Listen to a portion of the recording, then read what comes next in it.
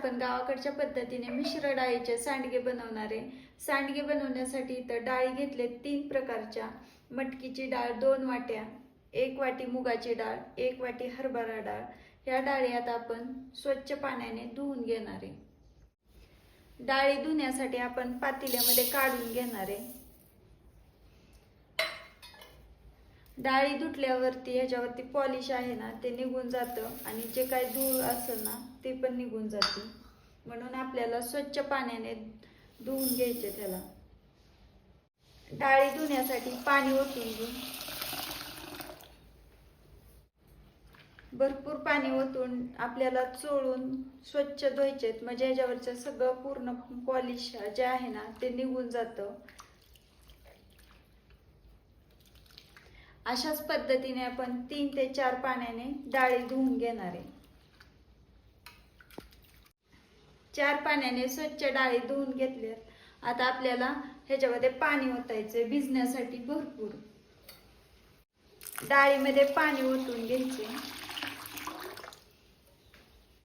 भरपूर पाणी ओतून घेतले। भिजण्यासाठी आपण 6 तासांसाठी झाकून ठेवणार आहे। रात्रभर डाळ भिजायला ठेवली होती आणि मस्त डाळ भिजली आहे। आता याला पाण्यातनं काढून घेणार आहे आणि 2 पाण्याने स्वच्छ धुवून घेणार आहे। डाळ पाण्यातून काढून घेतली आणि पाणी नितळण्यासाठी असंच आपण 15 मिनिटं ठेवणार आहे आणि पूर्ण पाणी नितळून घ्यायचंय आपल्याला ह्याच्यामधनं। डाळीतलं पूर्ण पाणी नितळलंय। अर्धा तास ठेवली होती पाणी नितळण्यासाठी, एकदम सुकी झाली। आता आपण ह्याला मिक्सरवरती बारीक करून घेणार आहे।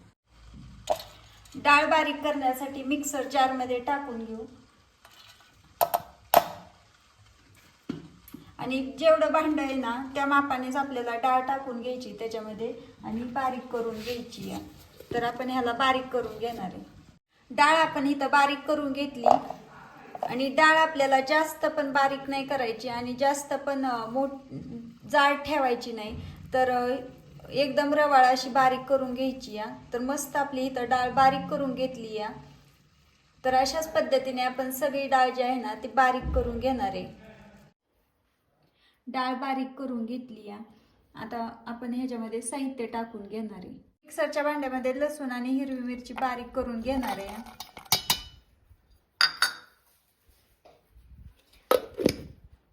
लसूण हिरवी मिरची जास्त बारीक केली नाही, जाडी भरडीच बारीक करून घेतली आहे।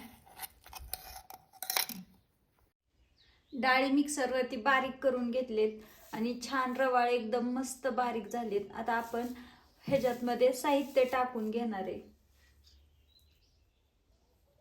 लसूण आणि हिरवी मिरची जास्त बारीक केलेली नाही। जिरं पूड 1 चमचा, लाल मिरची पावडर 1 चमचा, 1 चमचा हळद, चवीनुसार मीठ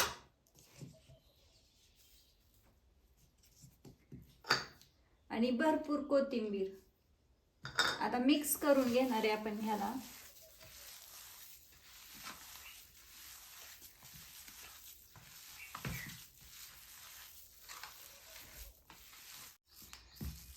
पीठ छान मळून घेतलंय डाळींचं। आता आपण ह्याचे सांडगे बनवून घेणार आहे।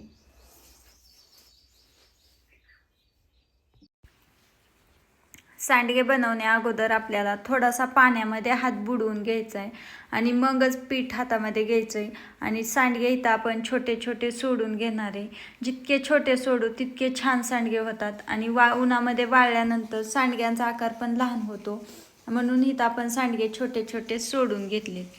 2 दिवस कडकडीत उन्हात सांडगे वाळवून घेतलेत।